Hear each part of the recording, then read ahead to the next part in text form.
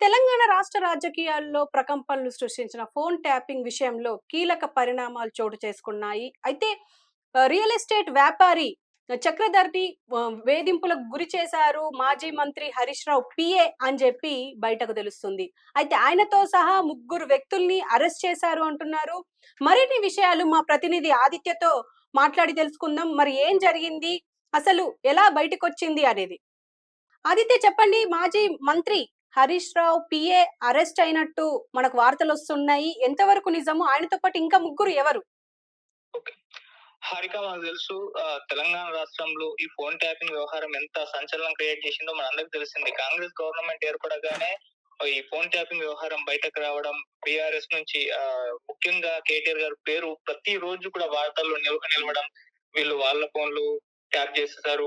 ప్రతిపక్షాల ఫోన్లు ట్యాప్ చేశారు. జడ్జిల ఫోన్లు ట్యాప్ చేశారు. వాళ్ళవి వీళ్ళవందరివి చేశారని చెప్పేసి పెద్ద ఎత్తున ఆరోపణలొచ్చాయి. అప్పుడు ఇది ఏ వైపు దారితీస్తుందో అని చెప్పేసి కేటీఆర్ గారు అరెస్టు, ఈ కేసీఆర్ గారు అరెస్టు అంటూ చెప్పేసి వార్తలెన్నో వెలువడ్డాయి. కాకపోతే అది సైలెంట్ అయిపోయింది ఆ న్యూస్. ఆ తర్వాత ఎక్కడ కూడా దీని ఊసు రాకపోవడం మనం చూసాము. అయితే ఇప్పుడు లేటెస్ట్‌గా ఈ కేసులో ఒక కీలక పరిణామం అయితే చోటు చేసుకుంది. అదేంటంటే రియల్ ఎస్టేట్ వ్యాపారి చక్రధర్ ఫోన్ ట్యాపింగ్ కేసులో మాజీ మంత్రి సిద్దిపేట టీఆర్ఎస్ ఎమ్మెల్యే మన హరీష్ రావు గారి పీఏ వంశీకృష్ణతో పాటు ఇంకో ముగ్గురిని కూడా పోలీసులు అరెస్ట్ చేశారు.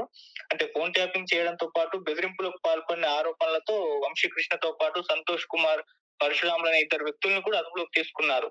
చక్రధర్ కు బెదిరింపు కాల్స్, మెసేజ్‌లు చేస్తూ డబ్బులు వసూలు చేశారని ముగ్గురు నిందితులపైన ఆరోపణలైతే ఉన్నాయి. ఓకే. ఈ కేసులో మనకు తెలుసు ఏ1 గా హరీష్ రావు గారు అండ్ ఏ2 గా రాధాకృష్ణరావు హ్మ్. వీళ్ళిద్దరు కూడా ఉన్నారు.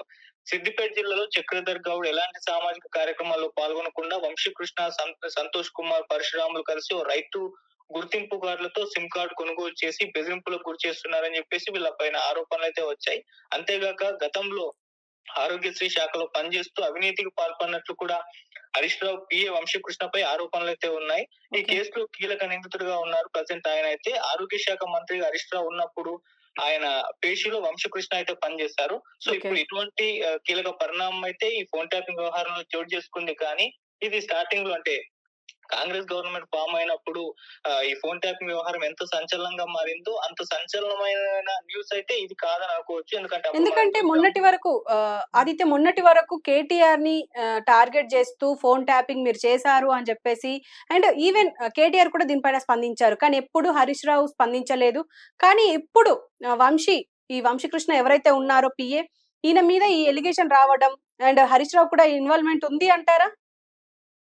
హారిక మనకు తెలుసు అంటే ఈ ఫోన్ ట్యాపింగ్ వ్యవహారంలో కేటీఆర్ గారి ఇన్వాల్వ్‌మెంట్ ఉందని, హరీష్ రావు గారు ఉంది అని చెప్పేసి ఇలా రకరకాల వార్తలు అప్పుడే వచ్చేసాయి.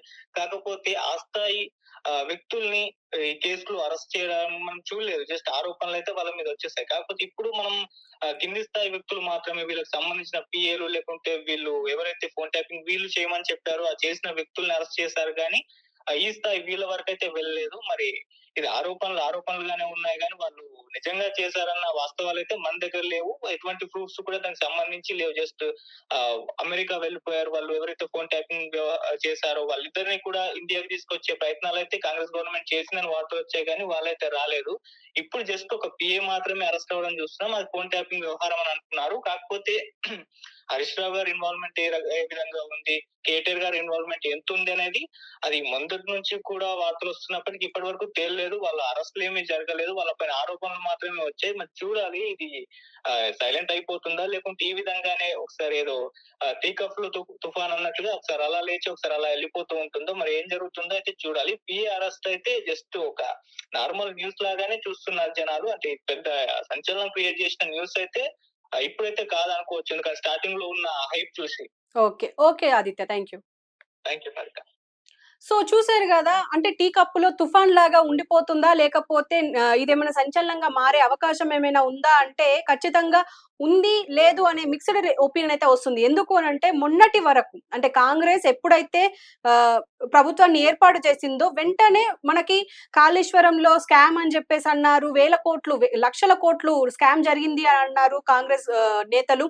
అండ్ ఇప్పుడు మొన్నటి వరకు కేటీఆర్ ఇన్వాల్వ్‌మెంట్ ఉంది. నా నా ఫోన్ ట్యాప్ చేసిండంటే నా ఫోన్ ట్యాప్ చేసిండ్రు అని చెప్పేసి మనకు చాలా వరకు వార్తలొచ్చాయి. అండ్ వాళ్ళు కూడా బహిరంగంగానే ఆరోపణలు చేశారు కాంగ్రెస్ నేతలు. మరి ఇప్పుడు కేటీఆర్ పీఏ వంశీకృష్ణ కూడా ఫోన్ ట్యాప్ చేసి అది కూడా చక్రధర్ అంటే ఆయనెవరు రియల్ ఎస్టేట్ వ్యాపారి. ఆయన ఏ కార్యక్రమం చెయ్యకుండా అడ్డుకుంటూ, అలాగే ఆయన దగ్గర డబ్బులు దండుకునే ప్రయత్నం చేశారు అని చెప్పేసైతే ఆరోపిస్తున్నారు. మరి దీనికి సరైన ఆధారాలు ఉన్నాయా? లేవా? అనేది అసలు ఇంతవరకు మనకు బయటికి రాలేదు. మరి పోలీసులైతే అరెస్ట్ చేశారు అని అంటున్నారు. మరి ఎంతవరకు మరి వాళ్ళు ప్రూఫ్స్ ఏమైనా బయట పెట్టే అవకాశం ఏమైనా ఉందా? మరి లేకపోతే చక్రధరే ఎలిగేషన్ చేస్తున్నారా అనేది ఖచ్చితంగా తేలాల్సిందే. మరి చూద్దాం మరి దీనిపైన హరీష్ రావు ఎలా స్పందిస్తారనేది. అండ్ ఈ వంశీకృష్ణ ఎవరైతే ఉన్నారో మరి ఇతనితో పాటు ఇంకా ఇద్దరు ఉన్నారు. వాళ్ళ కుటుంబ సభ్యులు ఎవరైనా వచ్చి మాట్లాడే అవకాశం ఏమైనా ఉందా అనేది ఖచ్చితంగా ఎదురు చూడాల్సిందే. మరి మిగతా అప్డేట్స్ అంటే ఎప్పుడొస్తాయనేది ఖచ్చితంగా అంటే ఆ అప్డేట్స్ ప్రకారమే మరి ఇప్పుడు ఈ ఫోన్ ట్యాపింగ్ వ్యవహారం ఎక్కడి వరకు వెళ్తుందనేది మనం చూడొచ్చు.